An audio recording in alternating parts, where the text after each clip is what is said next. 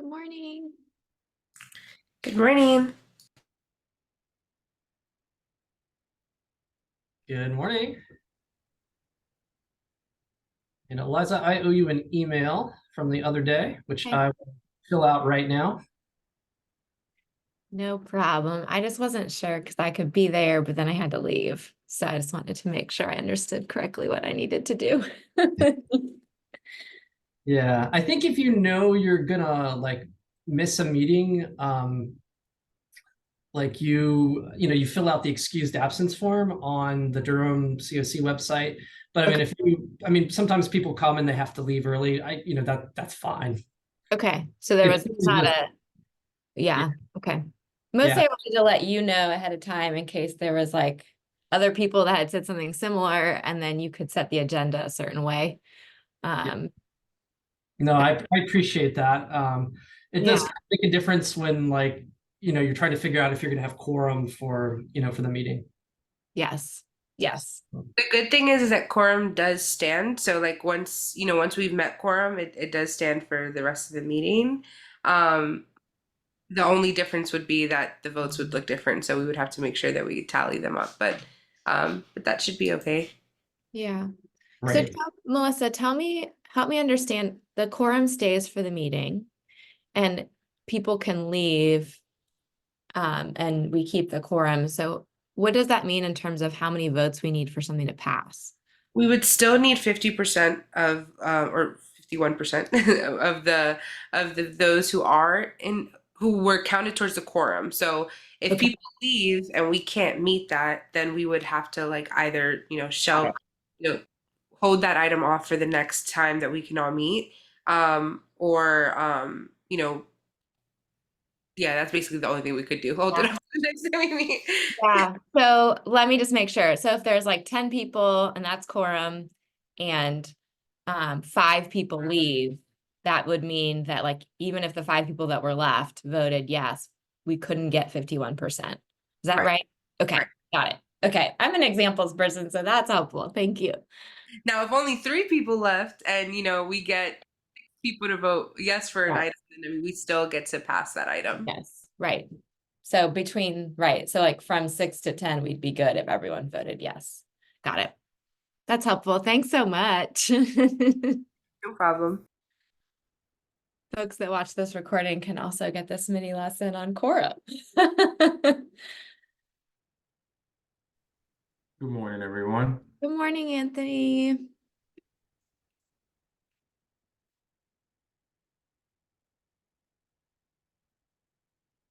And I got an email from Ebony. Ebony's running a little late, and a text from Colin that Colin's running a little late. So once we have everyone else, we can get started. Hey, Nicole. Hi, good morning. How is everyone? Doing well. Welcome. Glad you're here. I'm glad I'm here too. If need be, too, Eliza, we can always skip some agenda items and go over to attendance because it's only informational. And we can Sure. talk through some things. Great. Okay.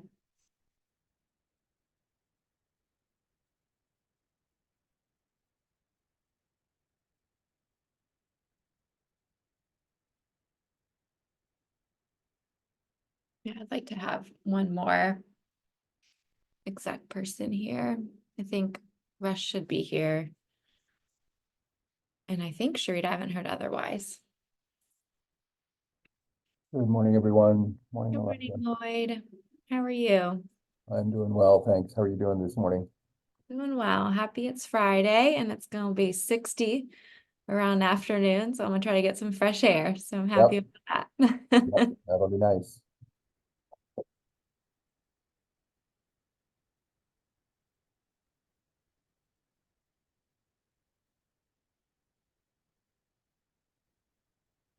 Good morning, Sharita.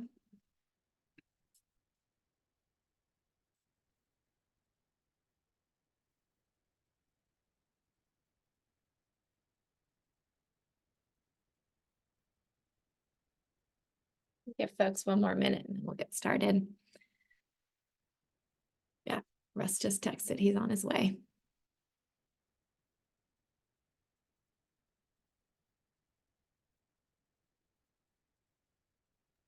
I see Colin just stepped into his office, so he should be joining momentarily also.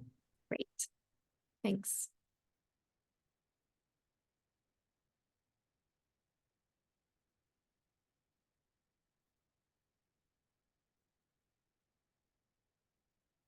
Speaking of quorum, we do have quorum for the exec meeting as well, for voting items.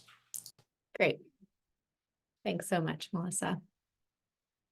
All right, well, we'll go ahead and get started. I think Russ is on his way and so is Colin.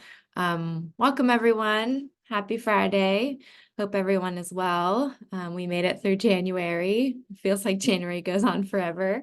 It was great seeing a lot of you all at Pick Count last week. Before we get started, I just wanted to recognize that I know these meetings in the past used to be, well, I guess I should say I call this meeting to order. It's 10:03, I'm calling this meeting to order. Before we get started on the other items on our agenda, this meeting used to be about an hour long, and I just want to recognize that we've been running an hour and a half. It is blocked for an hour and a half officially. And I think that we've been having some really good discussions and getting some things done beyond planning the agenda. And so I would just ask if as much as possible, if folks are able to go ahead and just move that block, if it's on your personal calendar for an hour to an hour and a half. It seems like it's been hard to get all this done in an hour. And if we're able to be there for the full hour and a half, that would be great, so we can continue these robust discussions. So just wanted to put that out there because I know that has been a change from last year. And we'll probably continue being closer to an hour and a half and not an hour. So just wanted to share that with everybody since it was happening, but I hadn't really said anything about it. All right, so we're going to move into the first agenda item, which is the January executive meeting minutes. To approve them, Russ sent them, I believe, yesterday, Wednesday evening. And I know that because of the Zoom recording piece issues that we had earlier in the year, there was some questions he had about attendance. So if y'all could take a look at that, in addition to attendance, if there's anything else that needs to be captured, let's make sure we identify that now. I know his main question around attendance was who were the other folks that were present in that January exec meeting that were not committee members or staff. Welcome, Russ. We're at minutes right now.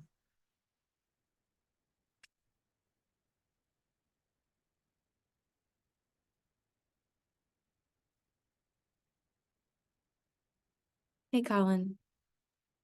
Apologize. No worries. So we're just trying to get clear on, are the minutes captured correctly? And there's a question around who was present at the meeting. I know we had folks beyond committee members and staff. The two most typical are Nicole, I see you're on here now. I don't know if you were here last month, and Sally tend to be the most consistently here. But something in how the downloads happen, it won't let me open them. It's because we had a broken Zoom account for a minute. Yeah, it's no problem. Yeah, I'm trying to open the documents I sent you, Russ, and I can't even open them myself anymore. I don't know what happened. Yeah, I tried every which way. There's a good technical term. So I think because of the way it downloaded, they're just corrupted. So Nicole, were you present since you're here? I was not last month because I was on vacation. So Good for you. Good for you. I'll just text Sally and see if she was here, and then I think we just leave it. Yeah. You could probably leave it as is. I think the most important part on the attendance is the HSAC executive committee members. Like, we don't keep track of every guest who shows up at it's mostly important for the HSAC members and executive committee members to have have that accurate. You know, And that stuff is accurate. yeah, if I was able to rebuild that Joe Q part. citizen joins a public meeting, comes to this meeting, we wouldn't list them as an attendance. That would be like, Oh, I do that Um, every month. I Yeah. think from whatever I inherited, I list everybody for here and full HSAC I that don't know shows that up. we can look into it, but I don't know that that's required. I think it's, you Okay. know, we can look into it, but I think it's more of HSAC members and executive committee attendance. Okay. To show you have a quorum and to show who voted on items. Got I it. think it's good to note, like, if that person gives us valid information or something that we're gonna document, I think that's the issue, where their presence on the attendance would matter, because people would say, well, where did that comment come from? If the person's not listed. Valid, I also think, for voting purposes, the voting members is like important for passing things. But I Mhm. feel like anytime somebody is providing us with additional information, I think they should be listed in attendance. Especially if somebody has a question or wants to go back to that person for clarity or something like that. And we could document that if a question came up from a specific person. And whether you put it in the attendance or if you put question raised by, you know, a And specific person. we don't track minutes that way at this point. Right. I mean, we don't Yeah. record conversations in that way. That's not the directive we've received. Mhm. Yeah. All right, we'll do some. Hopefully, I mean, we'll this do is some- only an issue this time because of the recording. And I think moving forward, And we've got. Sally just confirmed she was here, so I've got that. Okay, perfect. All right. So Perfect. any We good. other changes to the minutes from January that we should address?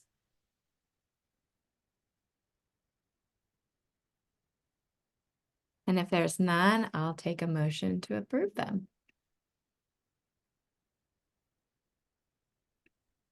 I move that the minutes be approved as presented.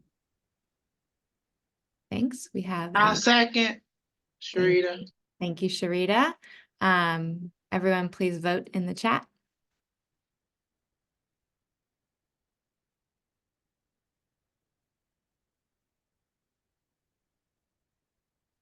All right, our minutes have been approved.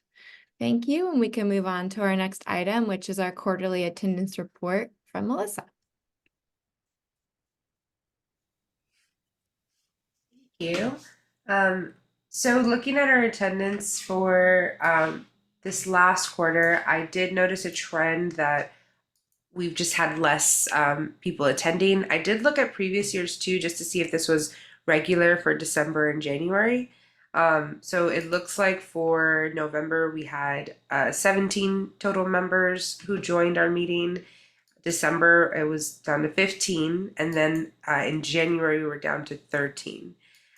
So that was our we barely met quorum in January essentially. So that's pretty regular when I was looking at the last 2 years of attendance, where December and January we typically do have lower attendance, but we may just want to give a really short reminder about the importance of attending the meetings, because it was very close to us not meeting quorum in the last month. Or at the very least, for people to submit excused absences if they're not going to be attending. That being said, we did receive a bunch of excused absence. So for those that weren't in attendance in January, there were only two that were unexcused. Sorry, two new ones that were unexcused, and three of our regulars that we're continuing to have conversations with about their attendance. But the others have been submitting their excused absences.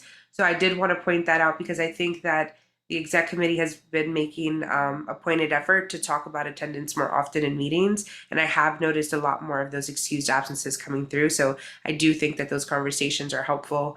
Those reminders are helpful, because we're getting more notifications when people can't be present. So I do think encouraging, just continuing to give those reminders on a monthly basis can be really helpful, so that people remember just some of the shorthand for what to do about attendance. We do have several members who we've been having ongoing conversations about attendance, and people not attending meetings. I will say that two of those folks have reached back out, and they did attend the January meeting, so we are seeing movement. So I'm comfortable taking those names off of the conversation around a quarterly attendance. But there are a couple of other members that Eliza, you and I, and Colin, and I will have to have some more conversations about attendance. But I did just want to give that, that little blurb that, we were close to not meeting our quorum in January. So we may just want to emphasize the importance of attendance one more time. It is a new year too. So just reminding people about that.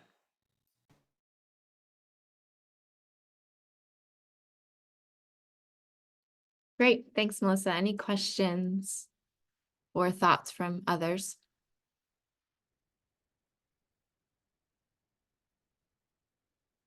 Yeah, Russ, go ahead. I'll just note, since I don't have access to who is excused, anyone that's not there, I put in excused. So I'm just sharing that, Melissa, that like if you know people aren't excused and they need to be pulled into another section, someone will have to do that.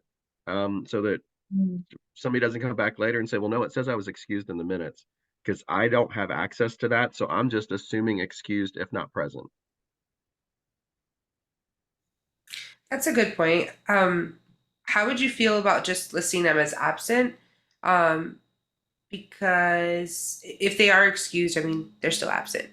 So one of the things that I did want to note when it comes to attendance is I don't know if we've clarified this portion of it, but they still have to attend a certain number of meetings each year. So even though people can submit excused absences when they're not going to be present, the expectation is that they still attend a certain number of meetings throughout the year for HSAC. So I do want to clarify that for HSAC members as well, so that they understand that just because you can submit an excused absence, that doesn't mean that you can miss like 75% of the meetings throughout the year. You still have to be present so that we can vote and still meet quorum and everything.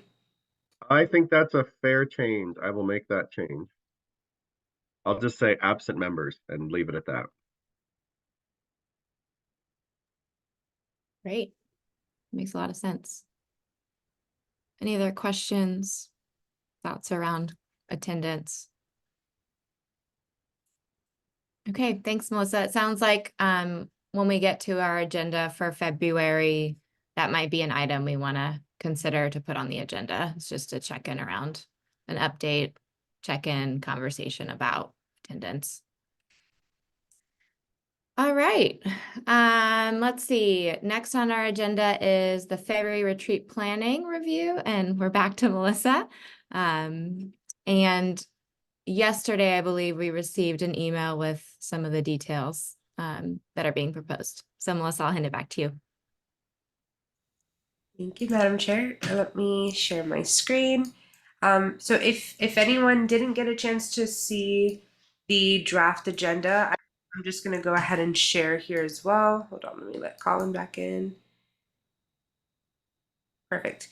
All right. Can everyone see the? Can you zoom in a little bit, like make it a little bit bigger? Yeah, not a problem. Thank you. Is that a little better? For me, it works. It's still a little small. I'm not sure if anyone else needs it bigger. I know all our screens operate differently.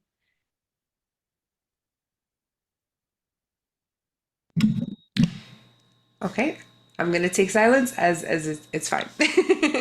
All right, so I did get a note from Lloyd to update the address, so I will make sure to add that change and the name as well. So in terms of like typos, I will definitely proofread before we send out to the full committee and fix that up. But I went ahead and sent everyone the draft agenda with some of the items that Eliza and I kind of brainstormed on. The community development staff team has also helped me quite a bit develop some of these, and we're going to work on splitting up some of these items for the retreat. Now, overall, we were basically starting with like brief introductions. I realized that a lot of our membership have not actually gotten to meet each other in person. So I'm very excited to meet a lot of folks in person. And so I wanted to make sure that we allowed at least a little bit of time for people to, get over the we're not in Zoom reactions. And so we'll have like some brief introductions at the beginning to get to know people and put face to names, which will be really nice. Right after that, we were going to have about 30 minutes to go over our HSAC year in review. Eliza had the idea of of having me create some kind of like resource document, just something small that I could give out to the members so that they could have something physically to see, like some of our policies that involve our HSAC membership, maybe some other guide in terms of like what the duties of our HSAC members are, just so that they can take something with them to better understand their role if you are an HSAC member. I know we've been kind of drilling in this idea of understanding what the HSAC does throughout the last year and a half. So it'll be nice for them to have something concrete that they can leave with that kind of talks about their roles and responsibilities and the policies associated with the HSAC. So that was going to be the first session. And then a portion of that session is also just to review the work that the HSAC has done. The HSAC has approved a lot of items in the last year, so kind of talking through some of those big items, funding decisions that were made, and kind of allowing some kind of visual to understand all of the work that the HSAC does, because I think we go through items pretty quickly each month, and it can be kind of hard to review like everything month to month. So it'll be nice to kind of see a roll up of the items that were approved for the last year within the HSAC. I was going to focus on I'm talking about calendar year and not necessarily since the beginning of June, unless anyone has ideas. I'd appreciate feedback. So if you guys think it's more beneficial to focus specifically on items passed since June, since August, since the beginning of this HSAC year, or if we go as far back as last January. I don't really have a preference. I was just going to do the full calendar year. But if you guys think it's more beneficial to focus on this HSAC year starting in August, then I could do that.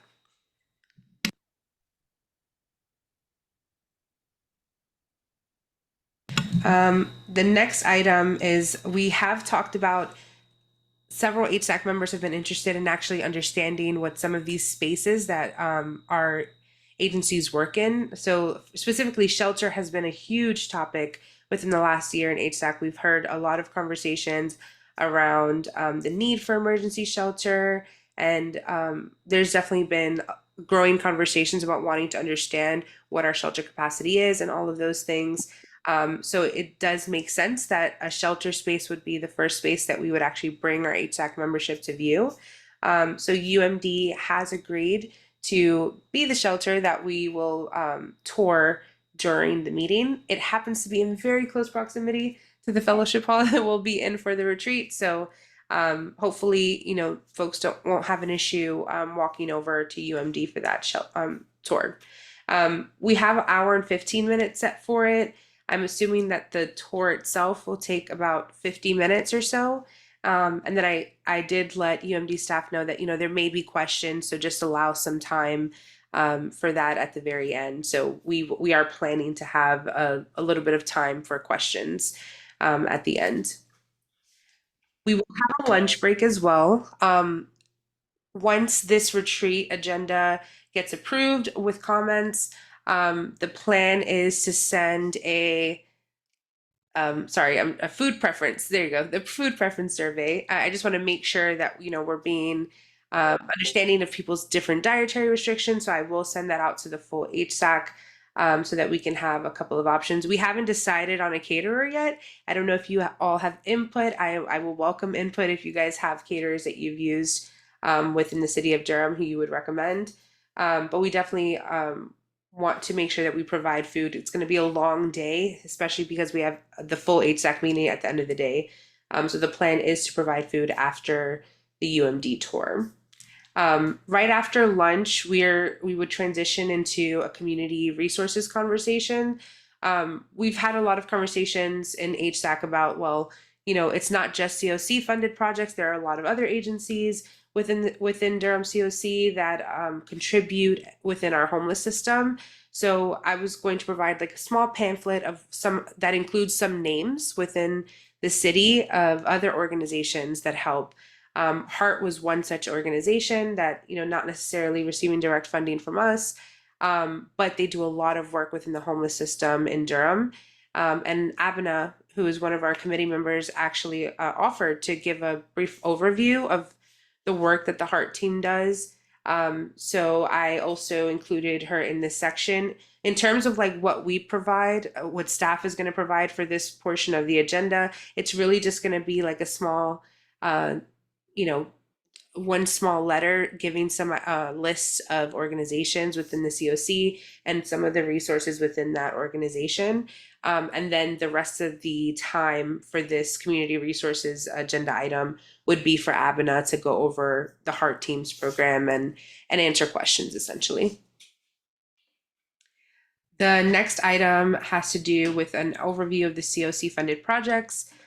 This was another item that came out of, conversations and questions that have arisen throughout the year in HSAC. There seems to be a lot of questions about, what is rapid rehousing? What is permanent supportive housing? We talk about these different project types when we're, awarding funding and all of these things, but there are some members who don't necessarily interact with these programs or run these programs on a regular basis.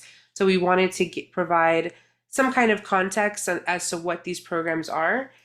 This is another item that I am requesting feedback from the exec committee.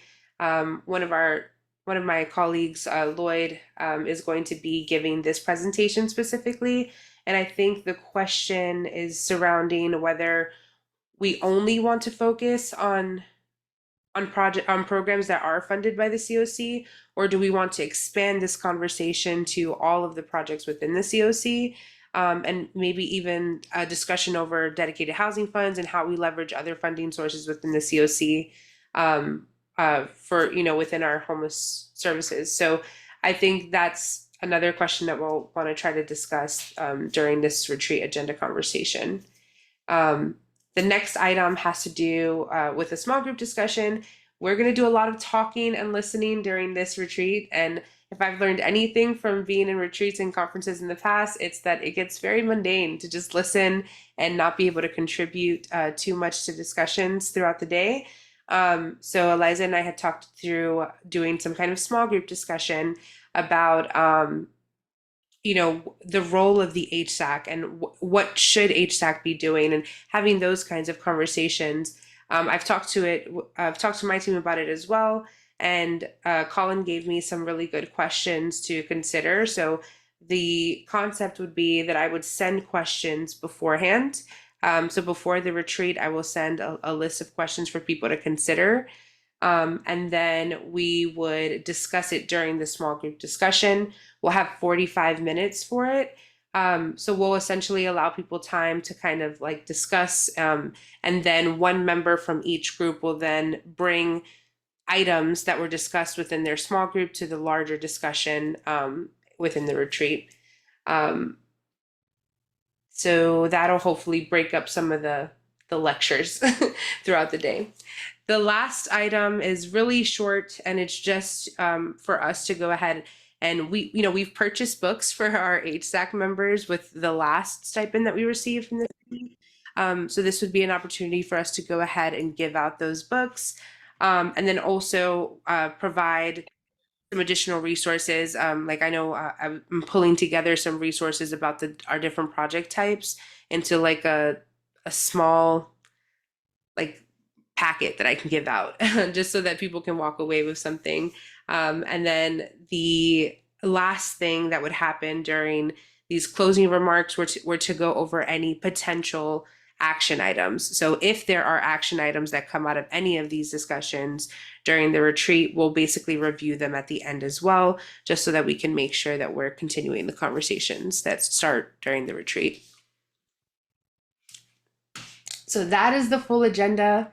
I welcome feedback or any initial thoughts, or even if there are some items in here that you would just like clarification about, I'm happy to discuss. Thanks so much, Melissa. There was a lot of work that went into putting this together from you and the team. So thanks y'all so much for doing that. I think we just went through a lot of things, and I feel like it might be helpful to just go step by step and see if folks have comments about each item, just so that we're not jumping around. So I think welcome and introductions is the first. It seems pretty simple, but anybody have comments or thoughts there? Okay, how about the HSAC year in review? Comments, thoughts, suggestions?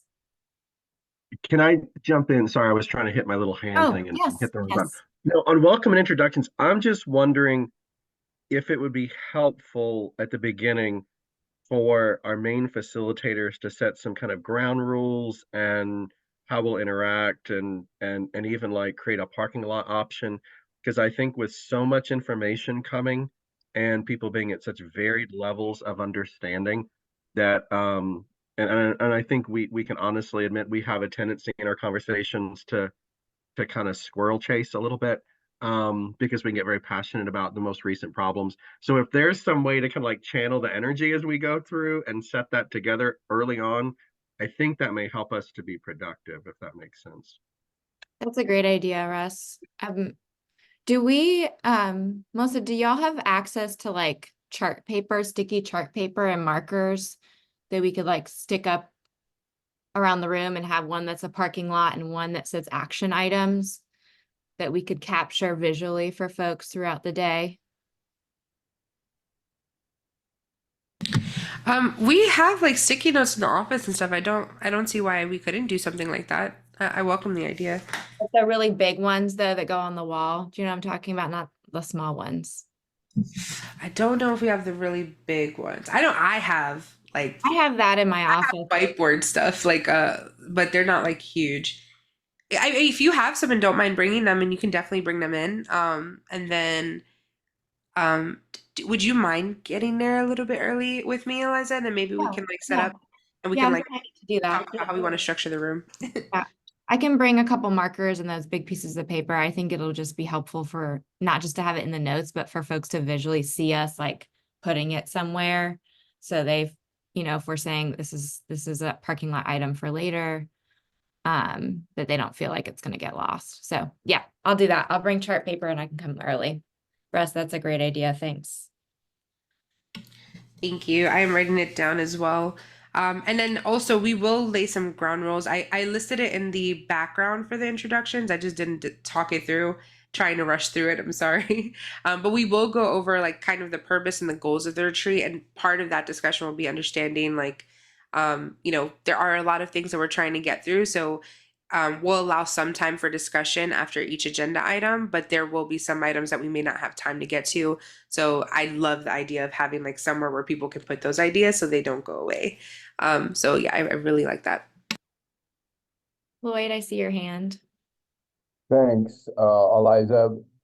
Since a lot of the members will be meeting one another in person for the first time, I'm wondering perhaps over lunch whether it might make sense to invite people to really kind of introduce themselves to each other a bit more than maybe they've had a chance to up to now, you know, saying something about perhaps, you know, where they work, what they do, why they participate in the HSAC, those kind of things. Just a thought. Yeah, that's a great idea. Melissa, do you know how the room will be set up, or is that totally up to us? Not yet. I only just got confirmation officially about this space, so my plan is to actually go visit it because I want to see what it looks like. I've never been there. I think Lloyd has been there before.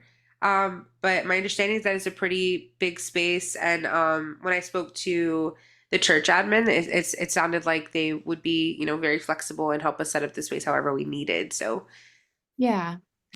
So maybe we can make sure we have name tags because I know I have relied in the past very much on Zoom names at the beginning, making sure we have that. And then for the lunch break, in my opinion, I feel like small groups may be best for that, but just encouraging folks to sit with people they don't know.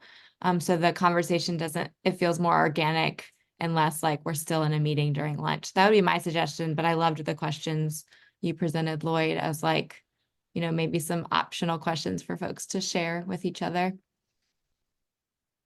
Did you have your hand up again? I'm sorry. Yeah, I want to follow up about the space. It is a beautiful space that I we'll have plenty of room. And my recollection is, although I haven't been there for some years, is that St. Philip's has circular tables for groups of 6 or 7 people, I think, to participate in. So I'm sure we can set that up. Yeah, I think that would be great.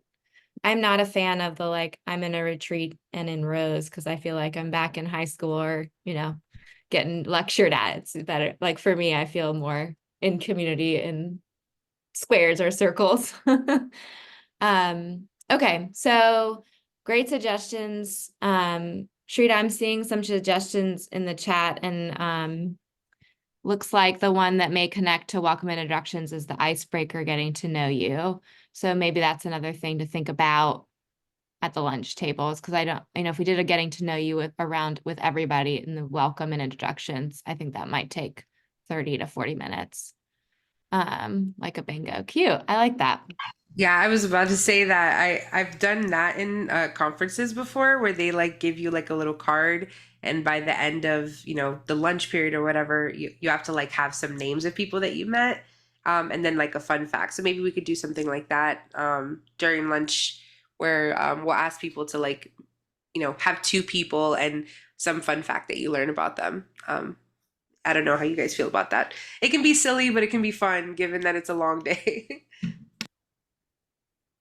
That sounds like a great idea. And we have a lot of other things I think we're already asking y'all to do. So, if there's time for that, I think that's fun and great. And I also think that, folks are capable of like having some minimal direction during lunch and get something similar. So, yeah. HSAC year in review. Any comments or suggestions there?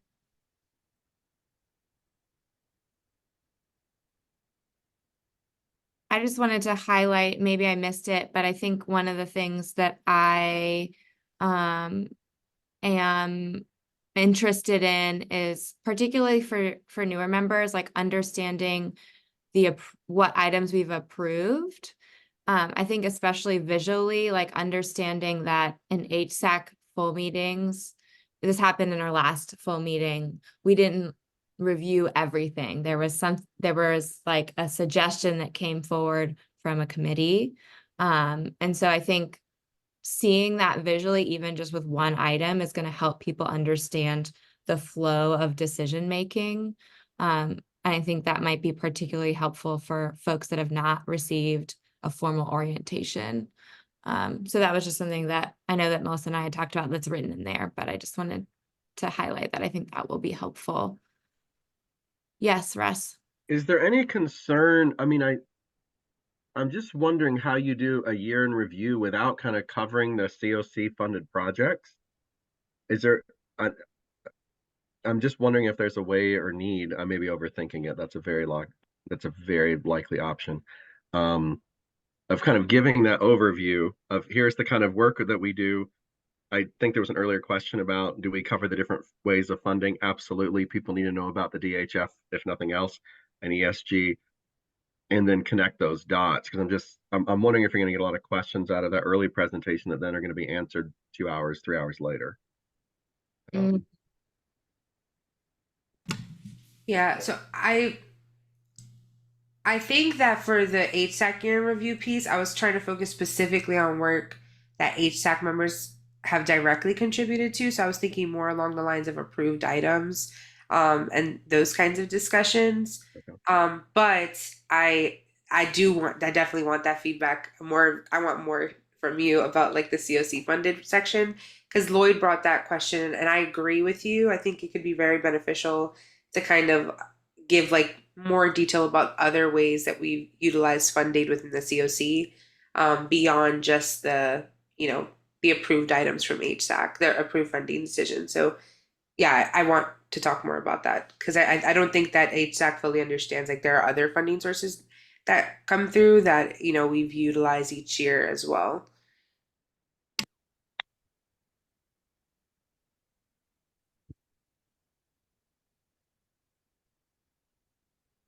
Okay, is that helpful, Russ? Mhm. Okay. Any other comments about year in review? All right. Tour of UMD shelter. Comments. I think Sharita, you had one in there around tour. Is there any interest in seeing the HCH clinic while on site?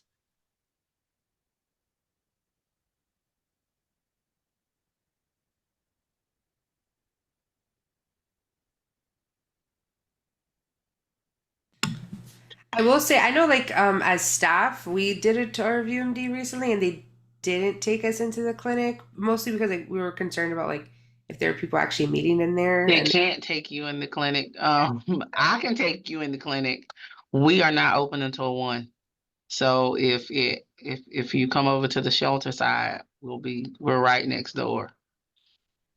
So I could give you a tour of the clinic if you feel like folks would be interested in seeing the clinic.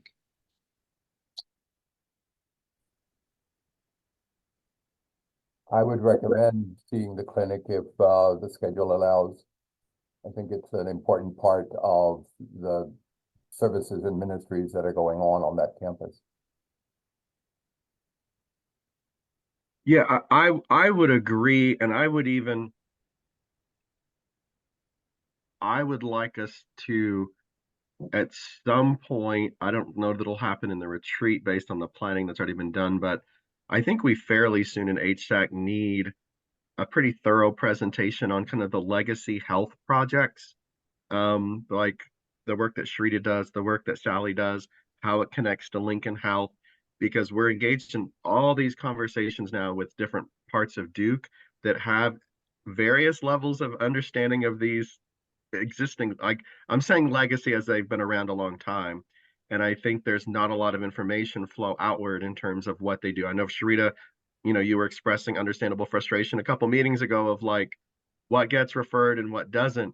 And I think a lot of that's just we haven't caught the HSAC up other than occasional announcements in a long time about this work.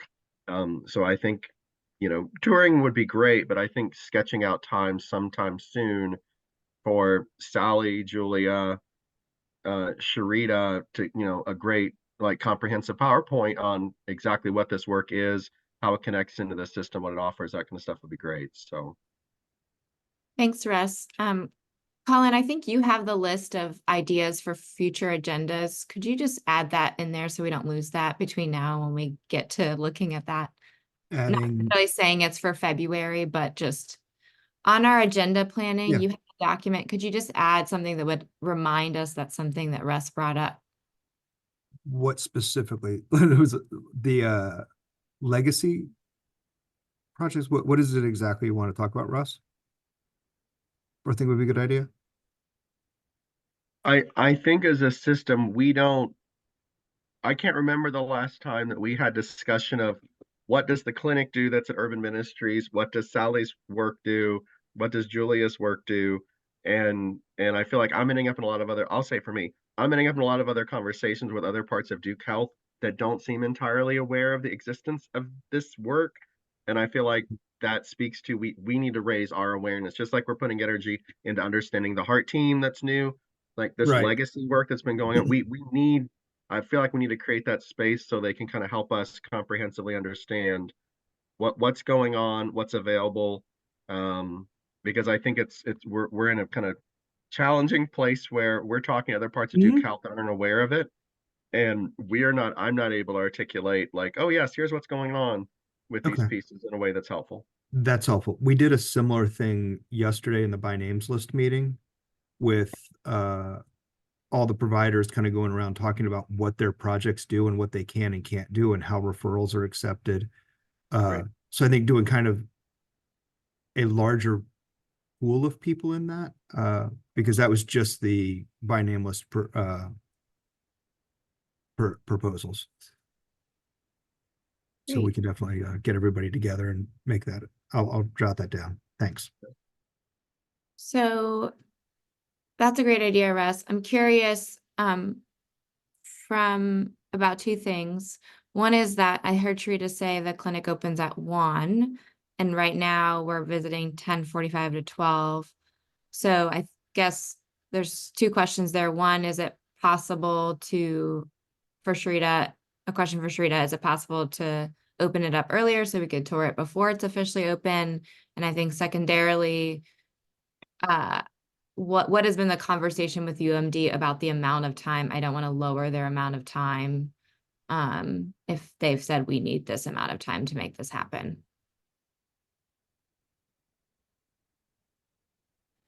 I think the conversation so far was that we would reserve at least 50 minutes for their tour. We have an hour and 15, and my thought, the reason why there's so much extra time built into it is just assuming that there were going to be questions about the tour, and then also like walking time. I know, people like to walk and talk, so I assumed that we would need a little bit of time to get to and from.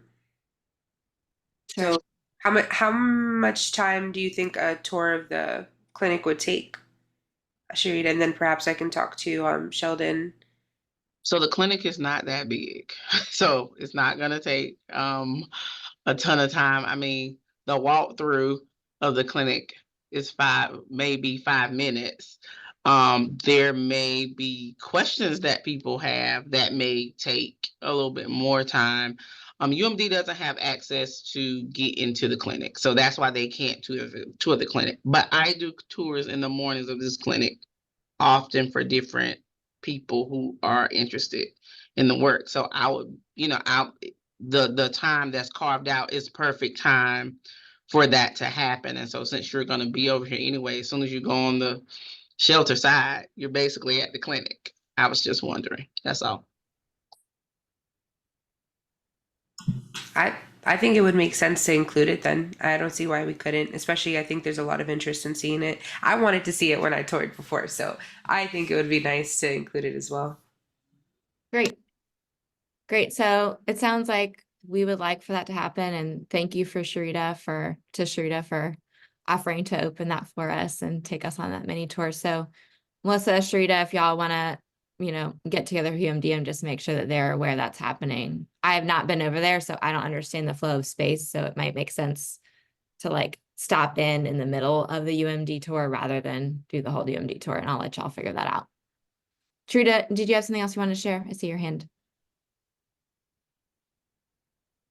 No, I just hadn't put my hand down. Okay, sorry. Great. Anything else from the tour? Okay, we covered lunch a bit around like how do we maybe offer some extra icebreakers or just at least give people verbally something, some direction around sitting with folks they don't know so we can get to know each other a little better. Community resources, any thoughts there?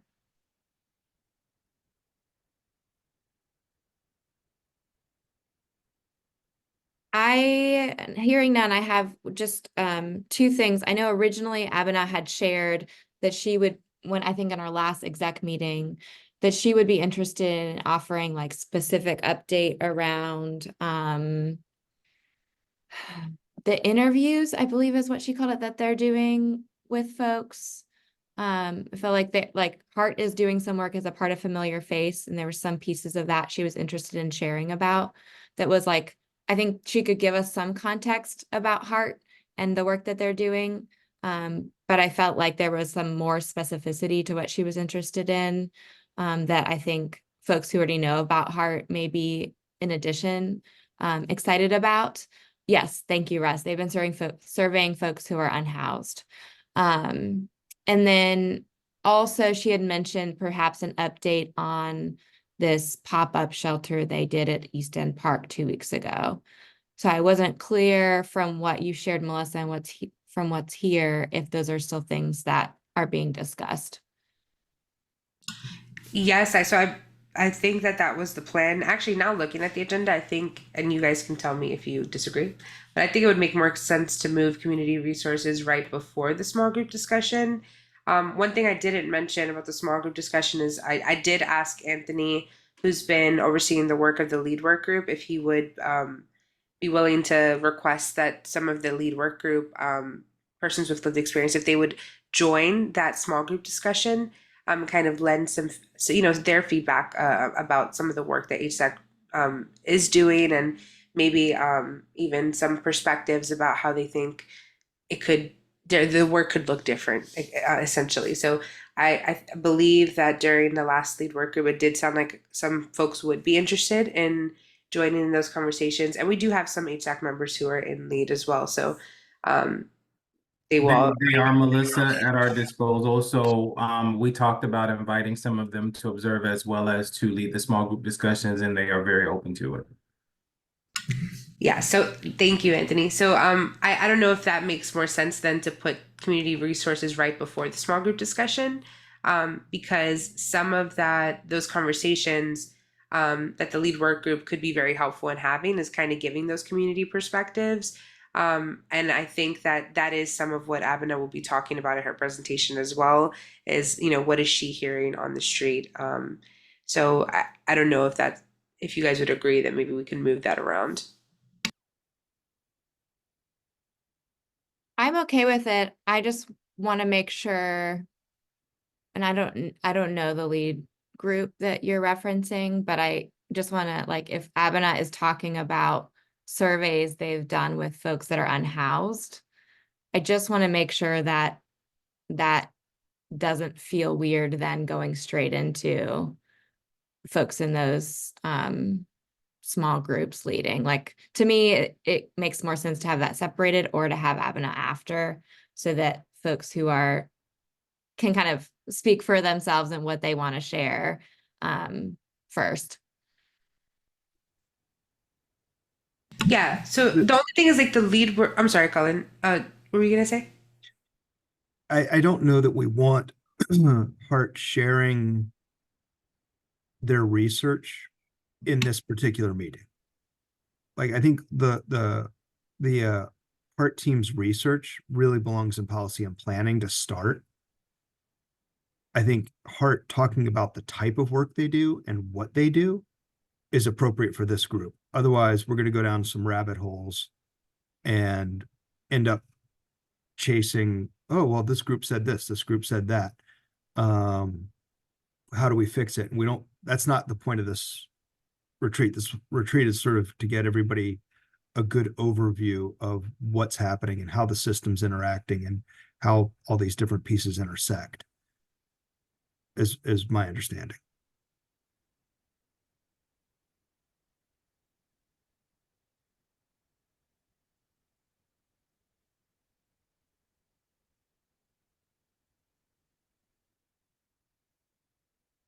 So it sounds like maybe we need to circle back with Abena. I'm not sure Abena was clear that we were doing this piece with the lead work group.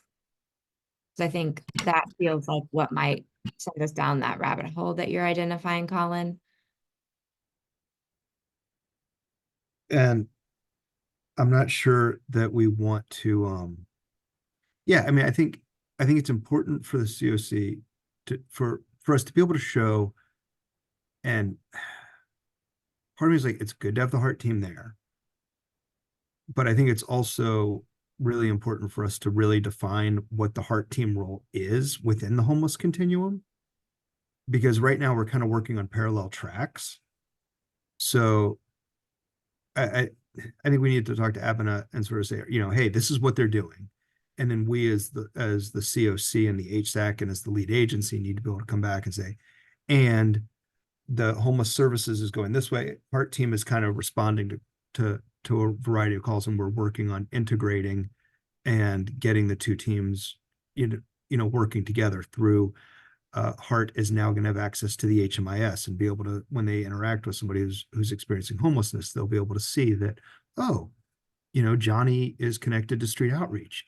Let's make sure we get Johnny connected back to street outreach and not spend our time, doing the same thing street outreach is doing for Johnny.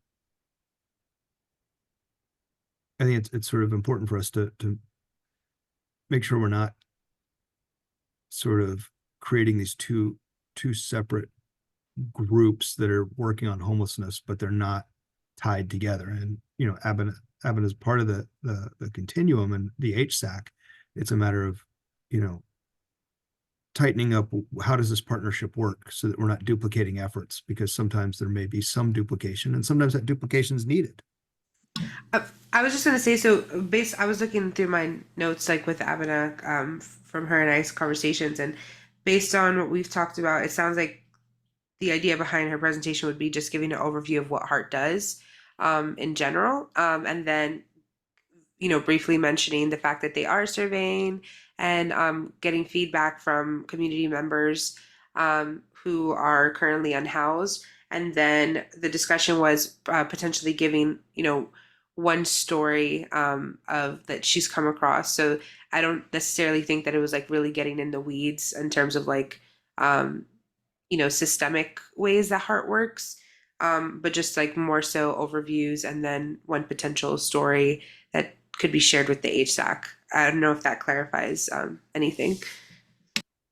The Heart team has when we started the lead group, the idea was to hear from the unsheltered as well as those in shelter and those recently housed. And the Heart team sort of already had the unsheltered surveys in, although they hadn't started it, they had them in the works. And so now they're at the end of the unsheltered surveys. They've done about 50 or so, maybe more. And they have started surveying those in shelter. So I got the impression, sort of like you, Melissa, that what she was hoping to do was sort of give just some general early feedback of what they're learning from people experiencing homelessness. Um, so I I sort of was excited to hear that they were ready to release the information because they kind of been holding it kind of tightly. So it'd be, I'm open, but it'd be curious to double check with Abena and just make sure that that's the direction she's thinking of going in. Because it could be some really interesting things for the group at large to consider, over time. But anyway, I'm open to it. Another option is we could think about like, some of this sounds like maybe it's less conversations that should happen during a retreat and more during a full regular meeting. And so I think there's another option to say, hey, this feels like it may not be the best fit for this retreat, but we could do it at another time. If we're seeing like, And we can do that. I know Colin and I had discussed that, maybe we do have too many items up here and we can talk about that. So if the community resources conversation is something that you guys think we can table for a larger discussion, we could, and then we could expand some time that we have on some of the other items to allow for more discussion. So I'm open to feedback. Russ, I see you. Go ahead. Yeah. So I'm kind of going back to part of what Colin was saying. Like, if we start presenting survey info, it's going to take the conversation in very particular ways. And because we have this very emotive tendency to, get distracted. So I wonder if we don't carve out some time in a full HSAC meeting to really give this time and space and things the way we need. And then part of me is tempted, I'm going to be repeating myself, but because we know we've got issues with how the health system connects or how we understand the health system connecting in to like COC projects, and part of it's just information sharing. If we're going to go see the clinic, I mean, maybe part of the info sharing that day is Sally and Shrita and Julia kind of explain the stuff they're working on, because that should be pretty ready to go.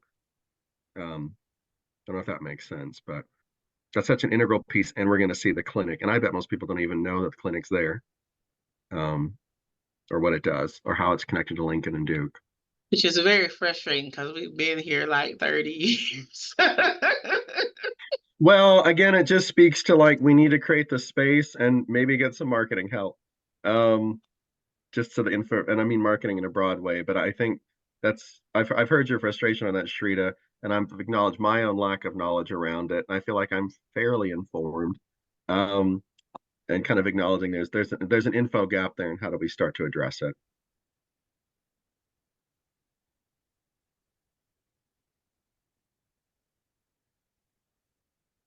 Also, I do echo what Colin was saying too. Like, when it comes to like the survey results and like the research that Hart is doing, my intention, and I don't think it's Abina's intention either, is to get into the weeds of what they've been receiving. When I was saying that she would give feedback from like that she's heard in the community, we were talking about like literally like one example of something that she's heard versus like giving like full feedback, like, you know, this is what we're seeing, and like giving like more of a an overview of the survey results. I don't think that they're at that place yet, because I think that, as Colin said, there are other discussions that need to happen before we present it to the full HSAC. But I think I'm more so like wanting to know if this is an item we want to keep here, or should we move it to a larger discussion so we have more time to really focus on some of those conversations, or do we keep it and ask Abina to just give an overview of what the Heart team is doing? Because I feel like those are the two things I'm hearing. Either we table it and have a larger discussion, or we ask for it to be like just focused on the work of the Heart team in general, as one of the community resources within the homeless services in Durham. Could we use this as a springboard? Let them give the information and let them know that we'll be having a full discussion on this in another HSAC meeting and close it at that point. It may stimulate some people to come to another meeting because that's very interesting data that they gathered. So if we let them give the information, shut it, and then let them know when this would be a discussion, either in next month's meeting or the following month's meeting. We're having an issue with attendance. That would be a very interesting topic that could draw some people back to another meeting.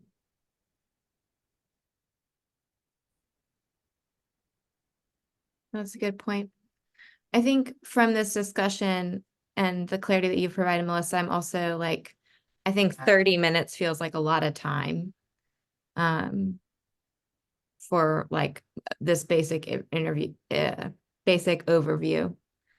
So I think let's check in with Abina and make sure that we're clear that like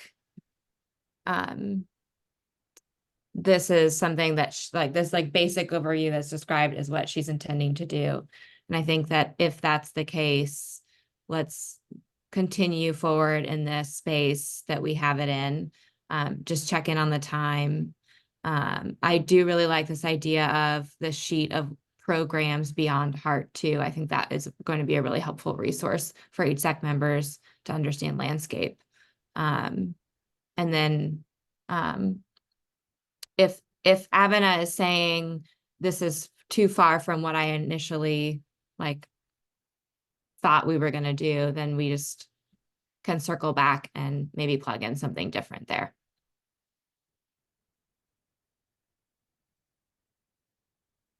I think that's a good idea. That being said, when we do get to like the approval part of this item, you guys could vote to approve, pending some revisions, or we could make this an email vote if you guys still want to see the final document before you officially approve.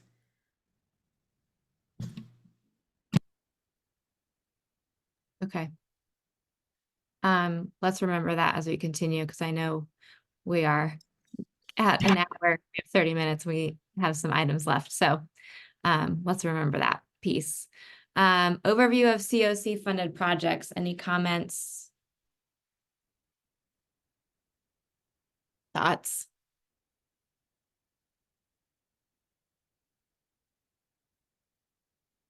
I think this item is great. I would just suggest, as like someone who doesn't do this work as my day-to-day, it's really helpful to have more charts and pictures than words. And I think if any of that can be deliverables, like I could see something like this being really helpful for folks as we're in our regular HSAC meetings moving forward, being able to go back and look at a chart or a flow chart of sorts or something and be able to say, okay, we're talking about this project and this is the chart or visual that helps me understand how this connects and where it connects in our COC. So that may be way more complicated than to create, but that would just be my encouragement. I think I think the intent here is to help folks understand our funded projects and some of the things that are going on. And that can be tricky when it's a lot of words. So that would just be my suggestion.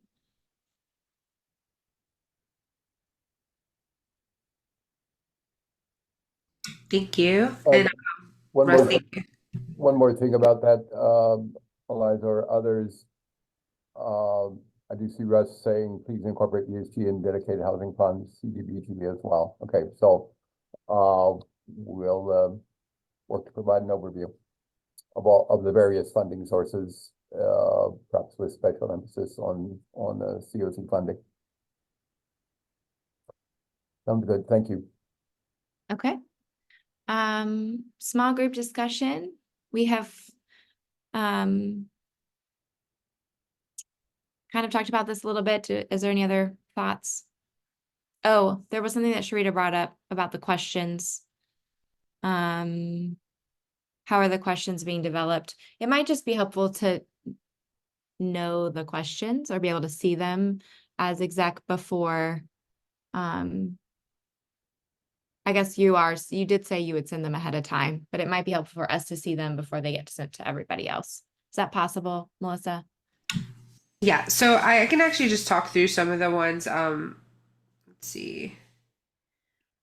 Some of the things that we discussed were, what do you think the HSAC does? Was one question, right? The second was, what should the HSAC be doing as a secondary? And then how do we bridge the gap between like what do you think HSAC does? What do you think HSAC should be doing? And then as a second question, it's completely separate. What functions of the HSAC should we employ more often? And then Eliza and I had talked about, kind of like emphasizing that there are things that the HSAC can do that are not necessarily in meeting. Like the HSAC can call for a work group or a task force to work on a specific issue that arises within a discussion in HSAC. So as a public facing committee under the city of Durham, you guys can do that if there are items that come up that are going to require more discussions than what the HSAC or even policy and planning or performance management are able to do. They can create task forces or work groups to work on those kinds of items. So basically, just it was a discussion of understanding what is it that people think the HSAC is supposed to be doing? Are there more things that we can do? And then what is within our means that we're actually able to do as an HSAC, as a policy body?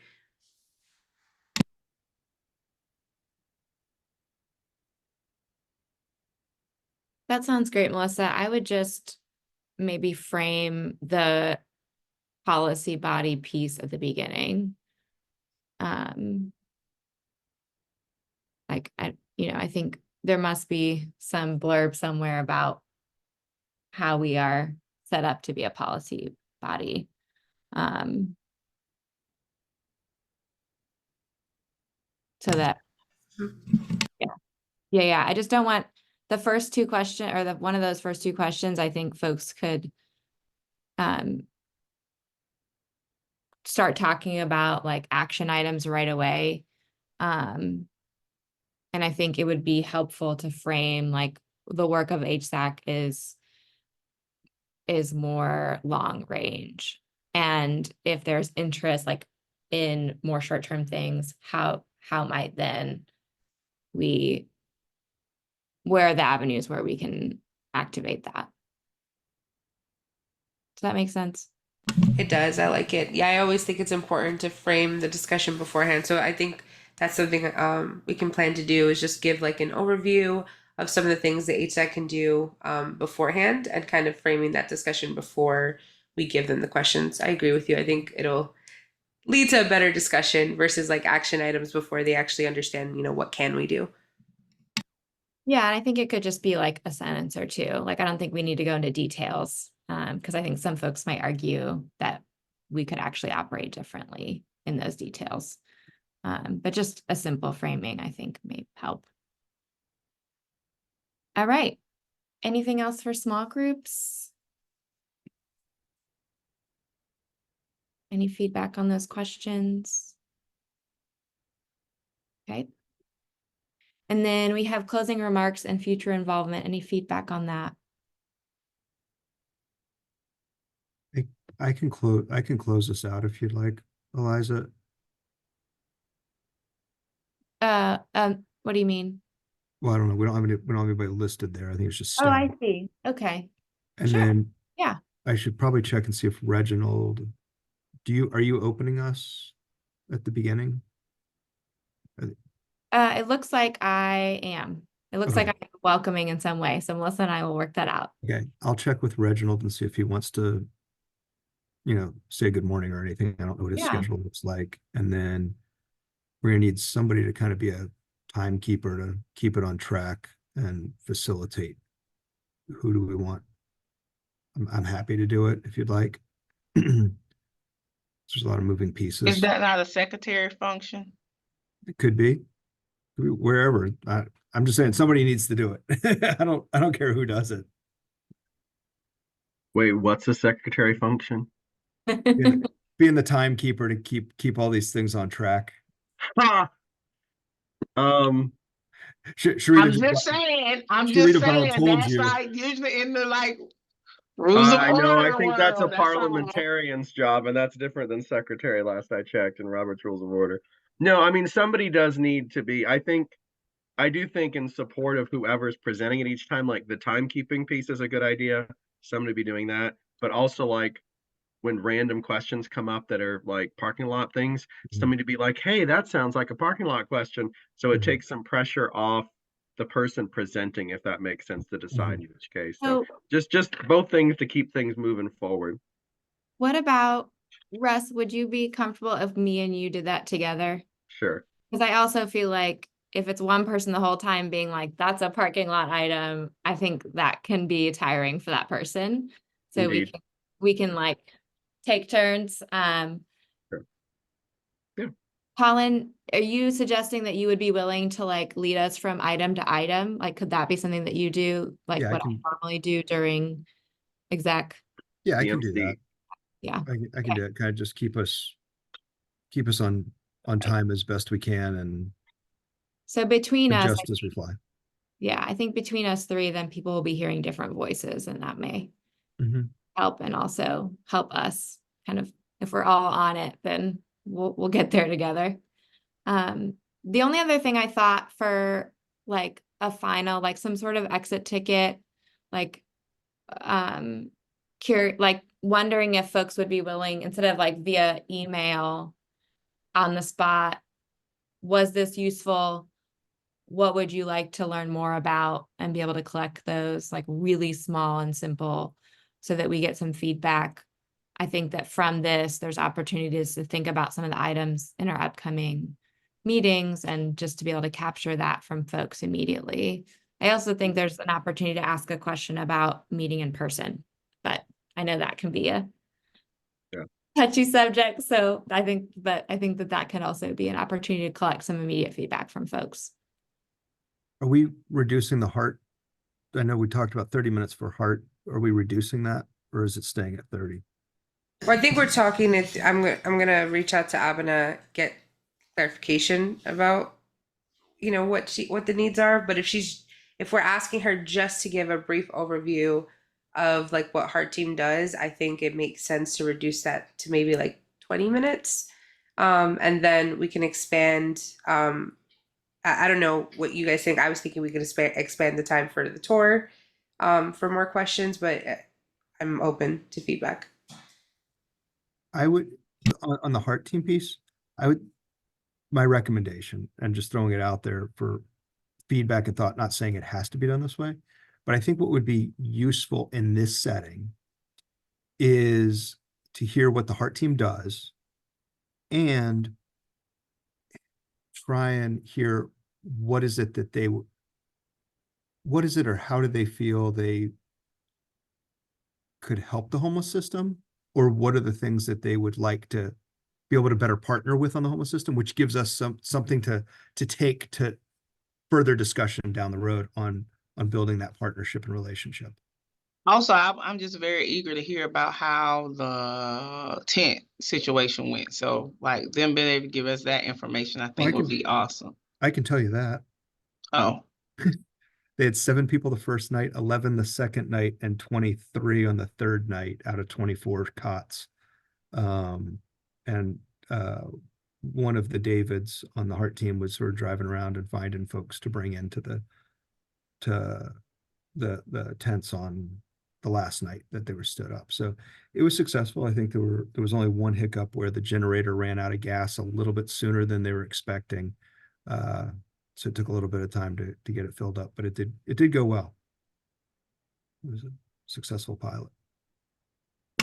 Thank you. And also, Sharita, yes, I can do that. So I can do something quick and easy for a QR code, and people can just scan it at the end of the meeting so we can get really quick survey results. I was also thinking I could ask, like, would you want to do this again? Because, I think that's helpful to know if, like, a regular, annual orientation, is that something that HSAC members want, or, I'm good, we don't need to do this again. I'd love to know, like, if people want to do it again.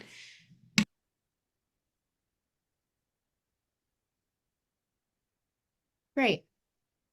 Okay. So we need to vote on approving this. So it sounds like I can put forward a motion to approve the agenda pending a potential shift around the community resources item where it could be less time, or we might swap it out for more a presentation around our what we're calling legacy clinic work. Is that correct, Russ? Yeah. Okay. However we want to title it. Yeah. And we, of course, would have to make sure that those folks were available. But if they weren't, I would just suggest eliminating the item, and I'm sure we could absorb time in other places.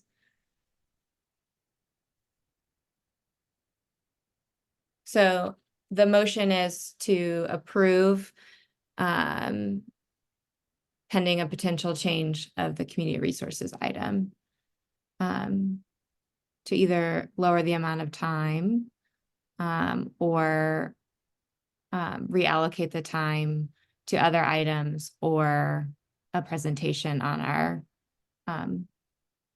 what we're calling legacy clinic work.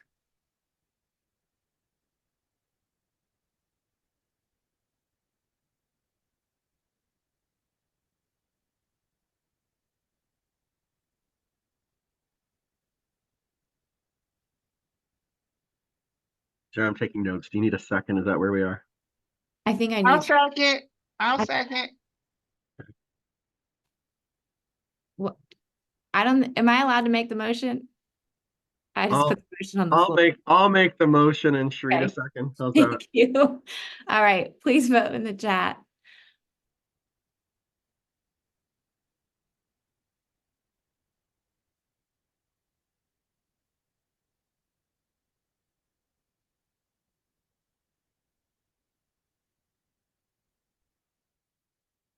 Okay, looks like it's passed.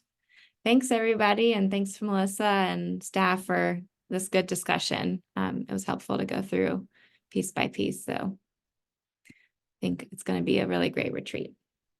Okay, we have about 15 minutes until 11:30, and we need to plan our February agenda. So we're going to skip 5 and go to 6 to make sure we get that completed.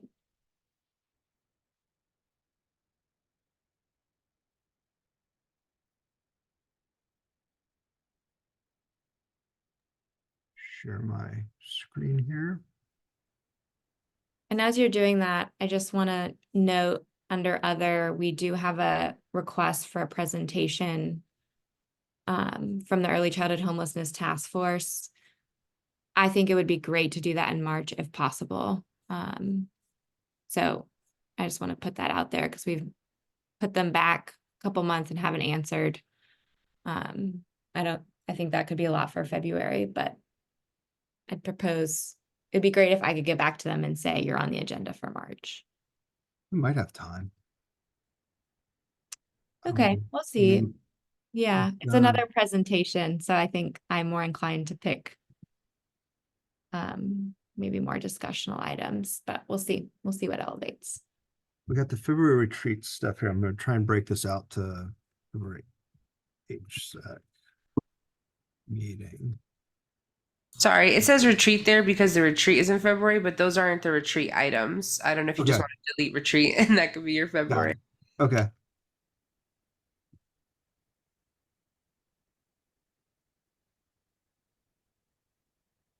After retreat. Right. Um.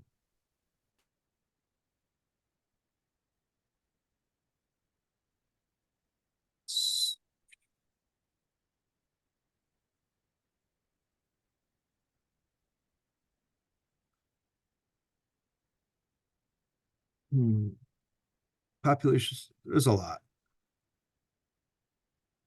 Well, and I think some of those things are just future items. Oh, absolutely. So like we didn't even talk, we're not having time to talk about the Jam Board Party of the Year again. So that's gonna have to be moved. Mhm.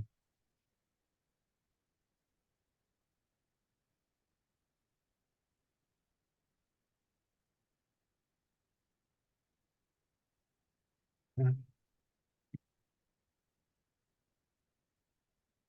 Um, do we want to do anything on populations to watch? Um,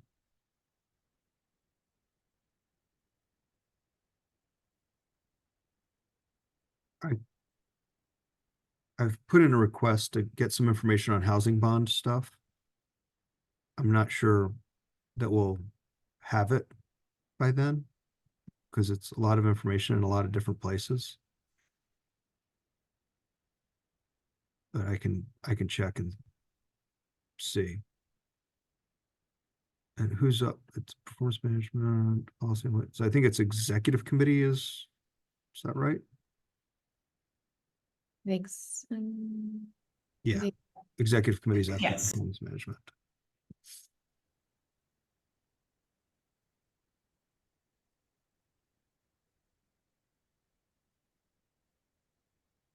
Maybe take one E off there. All right, executive committee update.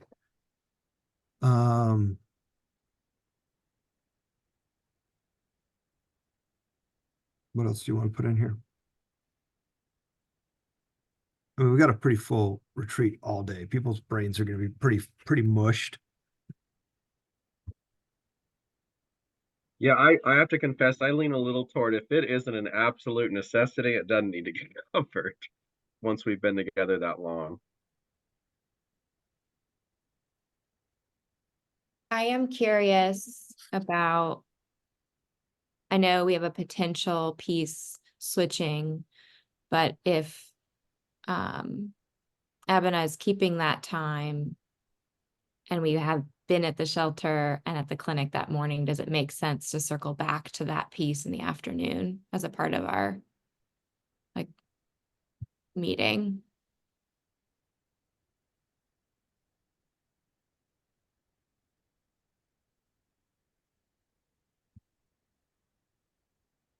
And that would be instead of some of these other items that feel like could be talked about another month, but because folks will have had that experience of walking through the clinic, Mm. it might actually feel really helpful that day to match more information with an experience.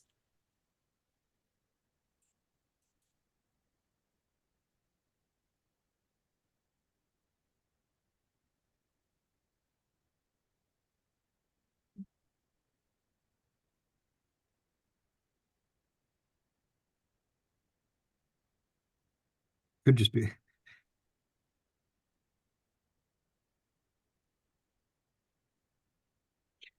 And I mean, it might even, I'm just off the top of my head. I mean, I was thinking earlier when we were talking about like the heart team presenting and all the community resources. it does feel like we could go back, and there was some version of this years ago. I think I've been here long enough to start saying years ago, where there might be one organization highlights kind of what they're working on in 5 to 7 minutes, and just start having that kind of rotation. Because, I mean, some of the pieces that we end up doing verbals on, like what the committees are up to, I mean, really, at the end of the day, we probably could just write down what the committee quarterly reports are and put it in the agenda and be like, hey, anybody got any questions? So we could save 3 minutes there and then highlight a group that's really, that we could really highlight the work of something broader in the COC. That's more of a discussion, but I mean, some of these groups to highlight could be really helpful. So the health piece and heart and things would be great.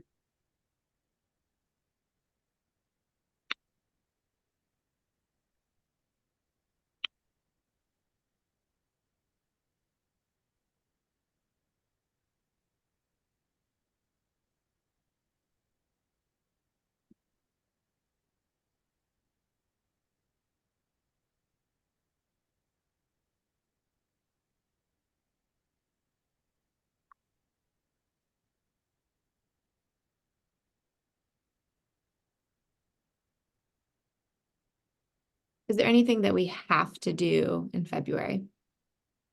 We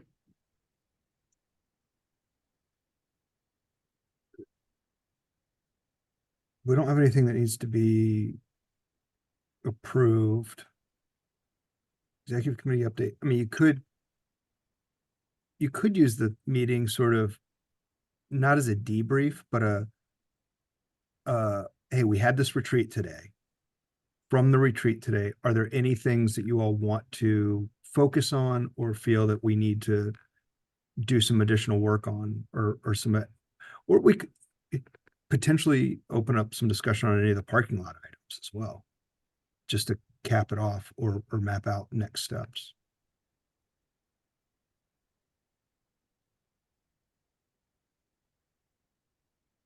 Yes. I don't know. And what are the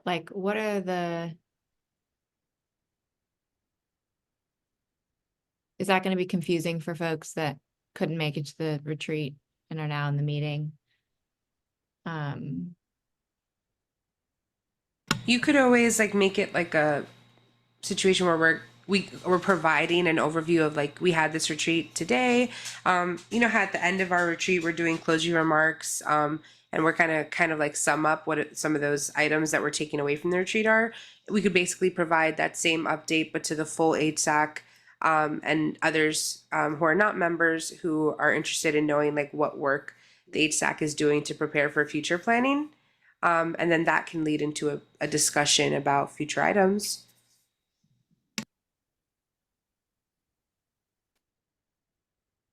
It may not be a bad idea to sort of put it on the record that the HSAC had a retreat, and here's a summary of what happened, since it is kind of a public body. Okay. So just So like 10 minutes, like short. yeah, like brief, 10 to 15 minutes max. And then if there's discussion that needs to come from that way it sort of gives everybody some context to work from.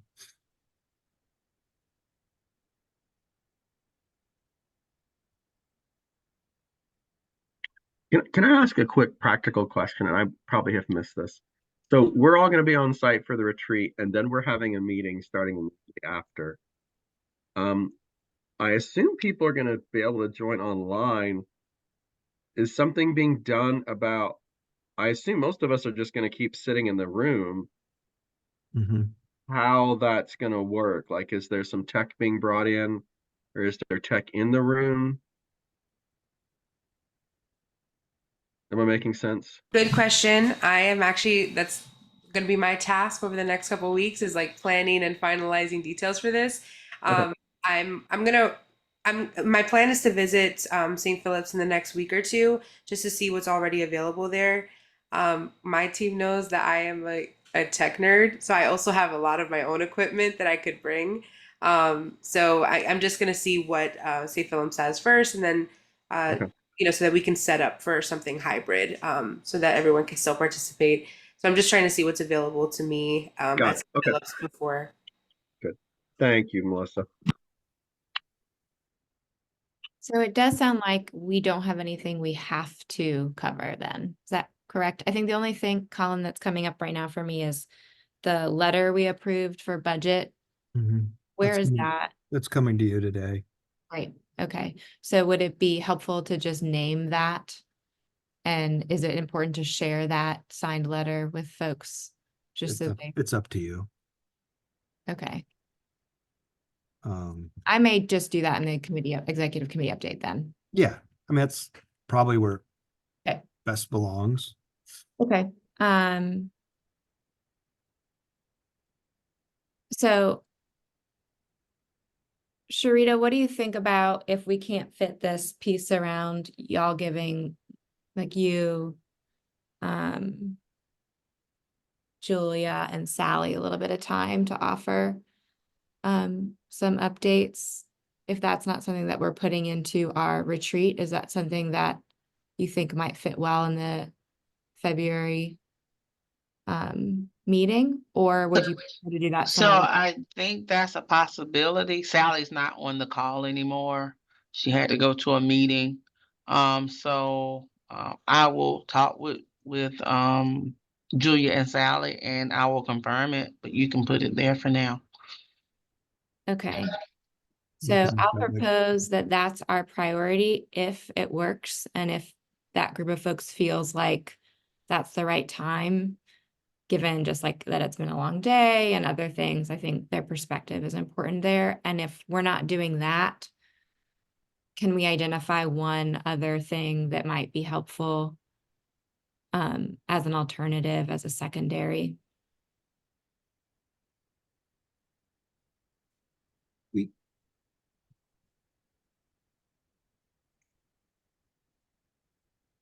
I don't know that our system, well, no, we just turned in the LSA. So we could do system performance measures.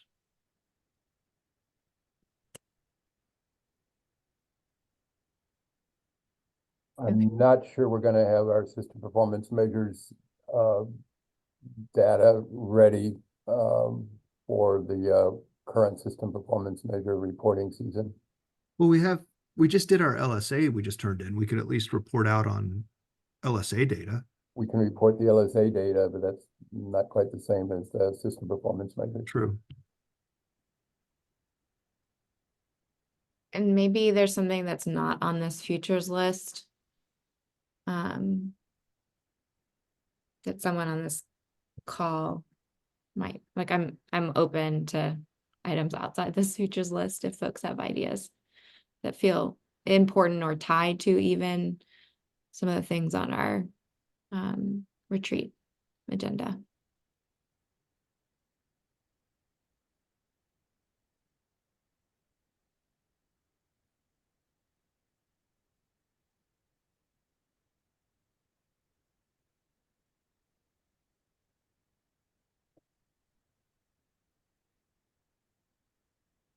Okay, so what does the the clinic do and PADC? That would be the same as the medical services piece. Mhm.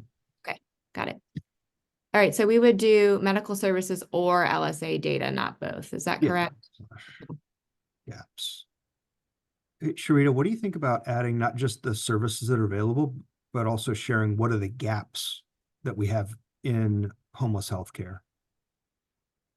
Because I think you and Sally and Julia probably have a pretty good idea of what falls through the cracks. Sure. I mean, if you think it's worth it. I mean, I think it's no way that we would talk about medical services and not even bring up the gaps anyway. So Okay, yeah, I just I don't think it's a problem. That's fine. okay, just want to And sort of make sure we throw it on there. and I hate to repeat, but I really do think part of this is what are the organizations and how are they connected to Lincoln Health and Duke Health? Because I keep getting that question. Like these things exist and do good work. We need to understand that part, but how is it connected to other things? I think is a missing piece for a lot of our knowledge base.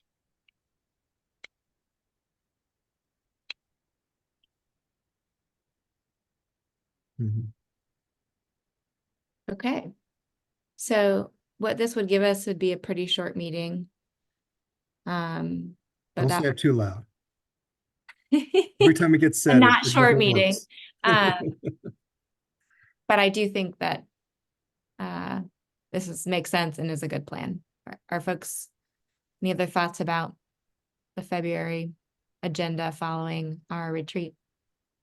Question. I know that we give a lead update in some of our meetings, but what about space for lead to talk?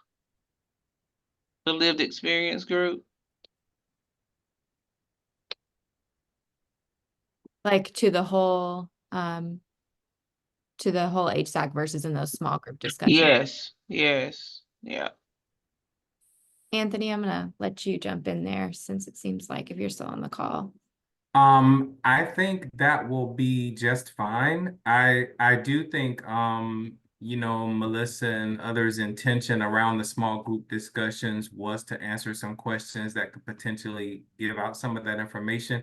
But if there's anything in particular that this group wants to hear from lead, then I think by all means, you know, I can ask them to prepare whatever it is. So, Sharita, did you have something more specific in mind?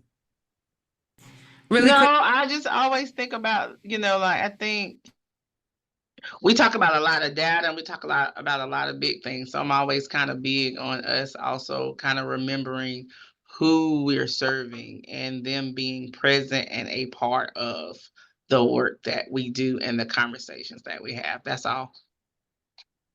Okay. If it shakes out that you guys want a presentation from lead, if you'll just let me know how much time. I think one thing that could be important for people to express is what has starting this lead work group meant to these folks and the work involved, and also how they feel about what we've been up to so far. I think would be a really good overview. And then, you know, we presented their priorities to you before, so you have kind of seen those and voted on them. So I think they can talk about what got them to the priority. So if you just want like a 5 or 10 minute, you know, spill, by all means, we can make that happen for sure. I like that. I like the way that you Yeah. are centering kind of them in the presentation. And then, the other thing is also letting people know that you exist and you're always looking for more people to join that body. Yes, I will say, Sharita, just as a reminder, we have started the lead work group with employees within the system. Because when we started it, we did not have a budget to necessarily compensate those with lived experience that are not working in the system. So one of the things that Colin and I have talked about is in the coming fiscal year, looking at ways that we might be able to build in compensation for them into the budget so that we can expand the lead work group. But right now we do have 9 members and all 9 are employed within the system and their employers are allowing them the time to participate in the work that we're up to.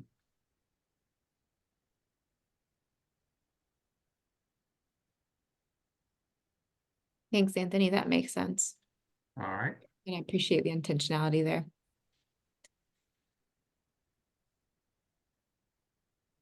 I was just going to clarify too that the lead work group being involved in the group discussions is going to be in terms of getting their like feedback about the same question. So they're still going to be involved in the group discussions, and the primary focus of that group discussion is answering the questions, but we wanted the perspective of folks with lived experience within those discussions, which is why I reached out to Anthony to have them participate in that, because I definitely think it's easy when you work in silos to see this is what the HSAC does, and I kind of wanted to get that lived experience perspective in those conversations. So I think it is a good idea to have some kind of conversation within the HSAC so that we can actually hear more from the work that they're doing. Great. All right. As we close, I just want to name, we did not get to 5 on our agenda, which was kind of deciding between a conversation on Jamboard priority and the governance charter. So it seems like we're not having time to talk about both. And so what I was trying to have time for this meeting was to kind of pick one to really push forward. So I think you'll see a very similar item next month. Please be ready to discuss that. The other thing that we need to start thinking about, it seems early, but you know, July, August is coming soon. Do we have thoughts around folks that might be good fits for vice chair? I know I've had this conversation with Ebony as well. Russ and I were chatting, and my understanding is that he's committed to 2 years of being secretary. This is his 2nd year. And all of this also wraps up in the governance charter conversation around committees. So my intention is mostly just how do we get ahead of some of this stuff, start having these conversations so it doesn't feel last minute for us, but also for those that we may reach out to. So if folks are thinking about what might be helpful as we're talking about, what are our focuses moving forward, what kind of leadership would be helpful to have in the pipeline, and how like who might be the people that we consider and reach out to. So just want to put that out there. Yes, Russ, can we go ahead and confirm the Early Childhood Homeless Task Force for March? Thank you for remembering that piece. Can I go ahead and reach out and back out? And I think Colin or Melissa, you're on that email that they initially sent. If you're not, I'll make sure you are, and just let them know. We'll give them 30 minutes in March. Does that sound right? I think that was their initial request. Okay. So I'll do that. And then as we figure out where on the agenda, we'll give them that update too. Okay. Seeing nodding heads. Thanks everybody again for a great meeting. I look forward to our February retreat. Thanks again to Colin and your team for all the hard work that y'all are putting in, and I'm sure we'll be in touch. All righty. Thanks. And I'll take a motion to adjourn. I'll move for adjournment. I'll second. Thanks, I everybody. second. We have 2 seconds. Thanks, everybody. We'll see you in person in February. Bye, everyone.